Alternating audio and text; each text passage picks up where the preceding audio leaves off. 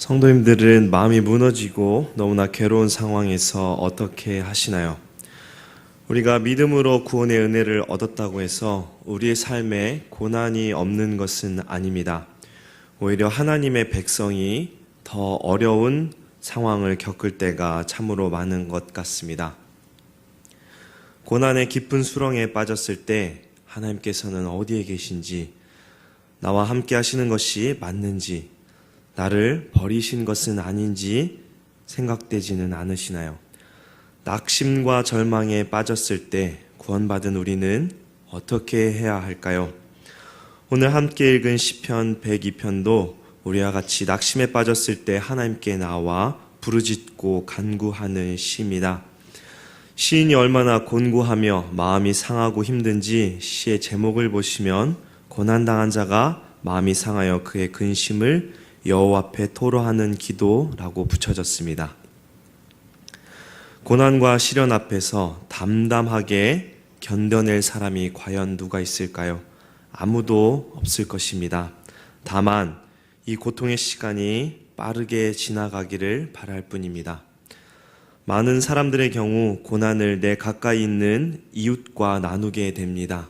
그러나 불행한 것은 가장 친한 친구도 우리를 완전히 이해하지 못하며 그 고난을 해결해 주지도 못한다는 사실입니다. 때로는 우리의 이웃과 친구들로부터 얼마간의 도움을 얻기도 하지만 인간은 한계가 있는 존재이기에 우리가 고난을 호소할 궁극적인 대상이 될 수 없습니다. 고난의 깊은 수렁 한가운데 던져진 우리에게 한 가닥 출구가 있다면 그것은 바로 하나님께 손을 내미는 것입니다. 오직 그것뿐입니다. 왜냐하면 하나님은 우리의 영육을 완전히 이해하시기 때문입니다. 오늘 시인도 하나님 앞에 자신의 근심에 관한 기도로 부르짖습니다. 여호와여, 내 기도를 들으시고 나의 부르짖음을 주께 상달하게 하소서. 우리는 마음이 상하고 어려울 때 다른 무엇보다도 하나님을 찾아야 합니다. 왜냐하면 하나님께서 우리에게 약속의 말씀을 주셨기 때문입니다. 환난 날에 나를 부르라. 내가 너를 건지리니 내가 나를 영화롭게 하리로다.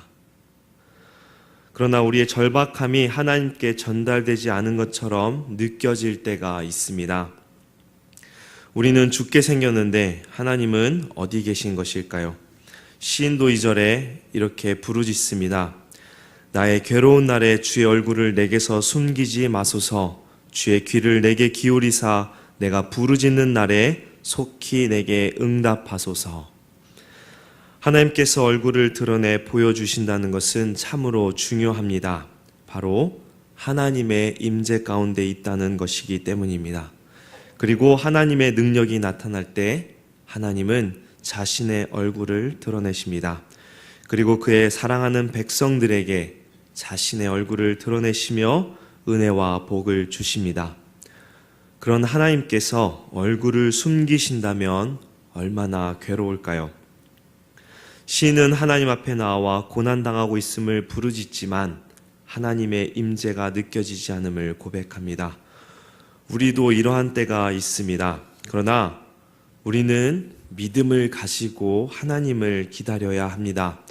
기도의 창을 결코 닫아서는 안 됩니다. 하나님께서 주신 언약의 말씀들을 붙잡고 우리는 끈기 있게 기도해야 합니다. 하나님께서는 반드시 우리에게 선하게 응답하여 주실 것이고 우리는 하나님의 영광을 다시 깨닫게 될 것입니다. 시인은 계속해서 자신의 괴로움을 하나님 앞에 부르짖습니다. 3절에서 7절까지의 말씀인데요. 3절에 내 날이 연기같이 소멸하며 내 뼈가 숯같이 탔음이니이다. 사라지는 연기에 비유하면서 자신의 삶이 얼마나 허무한지를 비유하고 말하고 있습니다. 또한 자신의 몸이 새까맣게 타버리고 재만 남은 것 같다고 비유합니다. 시인의 상황이 얼마나 곤고한 상황인가요? 4절에 음식조차도 먹기 싫고 마음에 기쁨이 아니라 오직 슬픔과 근심밖에 없음을 또 비유합니다. 5절은 어떤가요? 나의 탄식 소리로 말미암아 나의 살이 뼈에 붙었나이다. 6절에 광야의 올빼미 같고 황폐한 곳에 부엉이 같이 되었다고 말하며 7절에는 외로운 참새 같다고 표현합니다. 시인은 탄식에 지쳐 있습니다. 몸이 마를 정도로 고통 가운데 있습니다. 올빼미와 부엉이, 참새는 모두 외로움을 상징하는 새들입니다. 신체적인 고통까지 당하고 있으며 시인은 이제 정신적 고통까지 당하며 외로움을 느끼고 있음을 하나님께 부르짖습니다. 광야는 어떤 곳인가요? 황량하며 버려진 땅입니다. 황폐한 땅이죠. 시인은 자신이 황폐한 죽음의 세계에 살고 있다고 말하고 있습니다. 이제 8절의 시인은 원수를 하나님께 고발합니다. 8절의 말씀은 시인 개인의 고난을 조롱하는 것이기도 하며 포로로 이국 땅에 있는 이스라엘 민족을 또한 상징하기도 합니다. 원수는 하나님을 대적하는 자들인데 그들은 하나님이 사람이 무너지고 고난 중에 있을 때 그를 표본으로 삼아 저주하며 기뻐하고 하나님을 조롱합니다. 원수들로 인하여 시인은 슬픔과 수치를 겪었습니다. 그래서 9절에 죄를 양식같이 먹었으며 눈물 섞인 물을 마셨다고 고통을 표현합니다. 이렇게 시인이 수치와 고통, 슬픔을 겪게 된 이유를 10절에 말씀하고 있는데요. 그 이유가 무엇인가요? 우리 함께 10절 말씀 읽겠습니다. 10절입니다. 주의 분노와 진노로 말미암음이라 주께서 나를 들어서 던지셨나이다. 시인은 그가 당하는 고통의 원인을 하나님의 진노에서 찾고 있습니다. 즉 죄에 대한 하나님의 징계로 생각한 것입니다.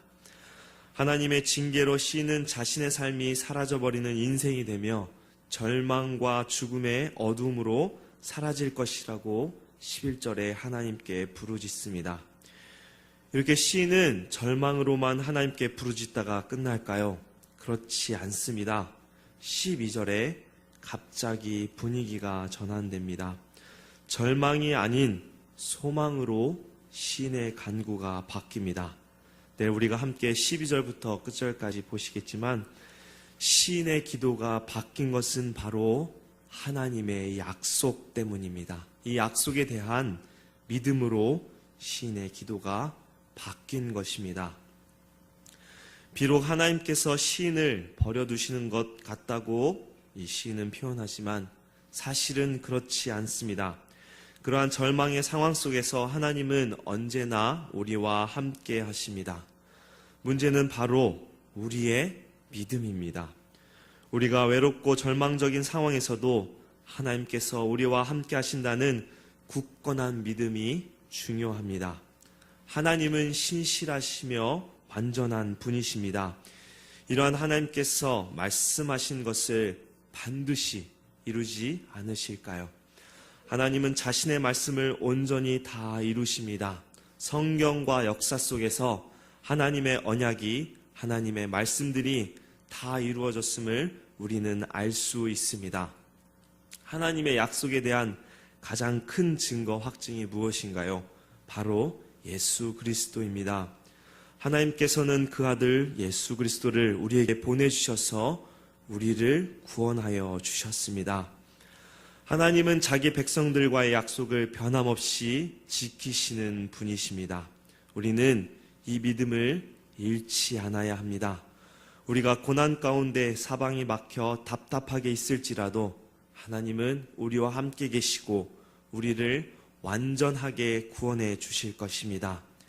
바울 사도가 확신을 가지고 예수 그리스도 안에 있는 하나님의 사랑에서 끊을 수 없다고 한 것은 바로 신실하시며 구원을 이루시는 하나님을 믿는 믿음 때문입니다. 고난의 안개 가운데 있나요? 우리는 고난의 끝자락에서 우리를 기다리고 있는 소망을 보아야 합니다. 고난을 통하여 우리는 분명히 살아계신 하나님을 만나게 될 것이고 하나님의 놀라운 섭리를 배우며 그 하나님을 찬양하게 될 것입니다. 오늘 함께 읽은 시편의 말씀처럼 고난 가운데 우리는 하나님을 바라보아야 하며 하나님께서 우리와 함께 하시며 우리의 간구를 들으신다는 것을 잊지 않아야 합니다. 고난 속에서 갇혀있다고 여겨질 때 슬퍼하거나 괴로워하지 않고 오히려 기쁨으로 하나님을 바라보며 소망을 가지는 복된 성도들 되길 주님의 이름으로 축원합니다.